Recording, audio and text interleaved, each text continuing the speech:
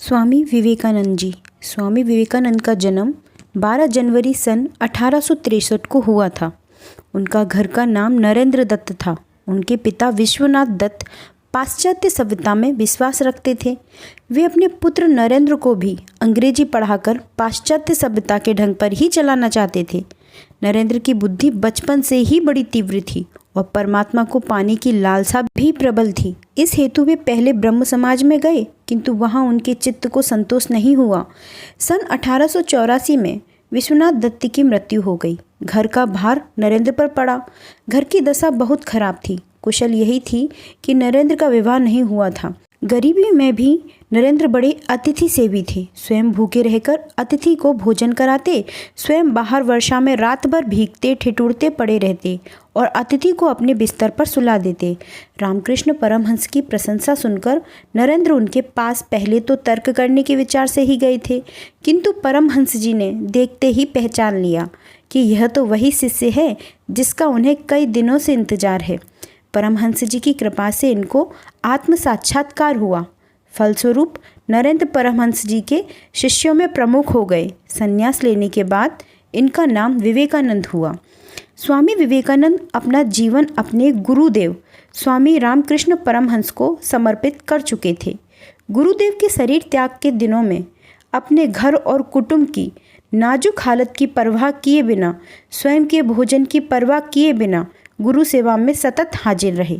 गुरुदेव का शरीर अत्यंत रुग्ण हो गया था।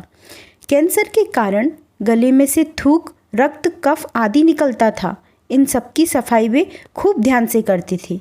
एक बार किसी ने गुरुदेव की सेवा में घृणा और लापरवाही दिखाई तथा घृणा से नाक सिकोड़ी। यह देखकर विवेकानंद को गुस्सा आ गया। उस गुरु भाई को पाठ पढ़ाते हुए और गुरुदेव की प्रत्येक वस्तु के प्रति प्रेम दर्शाते हुए उनके बिस्तर के पास रक्त, कफ आदि से भरी थूकदानी उठाकर पूरी पी गए।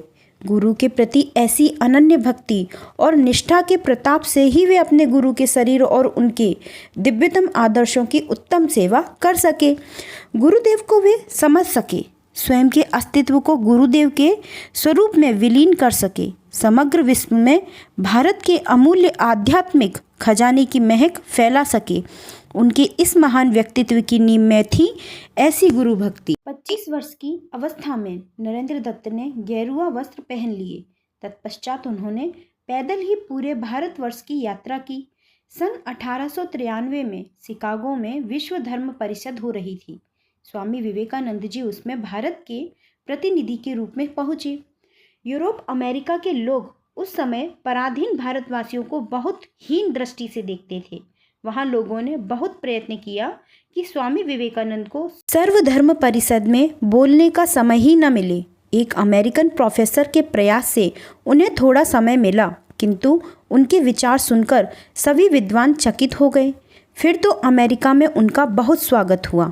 वहां उनके भक्तों का एक बड़ा समुदाय हो गया। 3 वर्ष तक वे अमेरिका रहे और वहां के लोगों को भारतीय तत्वज्ञान की अद्भुत ज्योति प्रदान करते रहे। अध्यात्म विद्या और भारतीय दर्शन के बिना विश्व अनाथ हो जाएगा, यह स्वामी विवेकानंद जी का दृढ़ विश्वास था।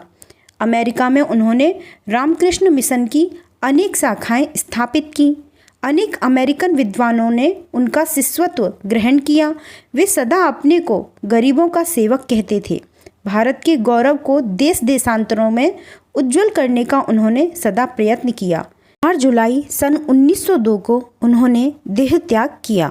दोस्तों, वीडियो अच्छी लगी हो तो वीडियो को लाइक करें और इसी तरह की और कहानियाँ सुनने के लिए चैनल को सब्सक्राइब जरूर कर दें। धन्यवाद।